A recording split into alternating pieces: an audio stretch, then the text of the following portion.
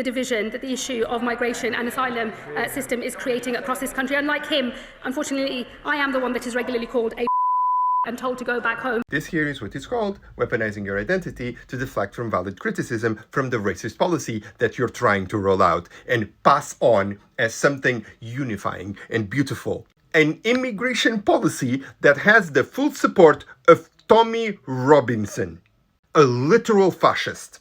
But if this sounds familiar, it's because it is. Let's roll back the clip. But I'm really saddened that the Honourable Lady has effectively said that this government doesn't understand racial inequality. Well, on that basis, Madam Deputy Speaker, it must have been a very different Home Secretary who, as a child, was frequently called in the playground. A very different Home Secretary who was racially abused in the streets, or even advised to drop her surname and use her husband's in order. This is Priti Patel's response when it comes to defending the Home Office, of which she was a secretary, of accusations of systemic racism during the Black Lives Matter protest.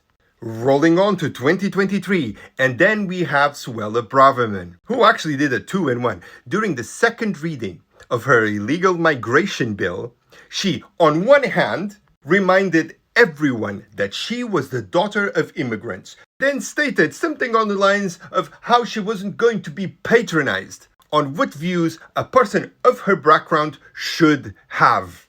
So she both used identity as a shield of criticism for a racist, xenophobic policy, and then called everyone else in the room racist because they were pointing out her racism and the racism of her policy. What Shabana Mahmood is doing here is neither new or fresh. Is yet another person of color who has been put in front of the Home Office.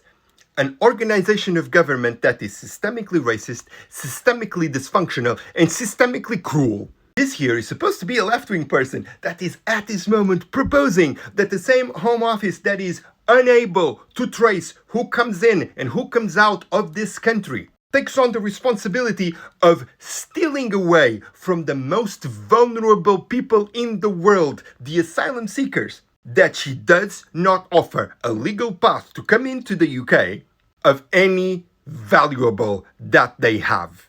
Seeing a person from the Labour Party, a person who is a part of a minority, a person who should be supporting disenfranchised people saying this, is as ridiculous as thinking that some people in number 10 Downing Street think that she's a contender to be Prime Minister. By the way, this is her when she was trying to convince left-wing people to vote for her.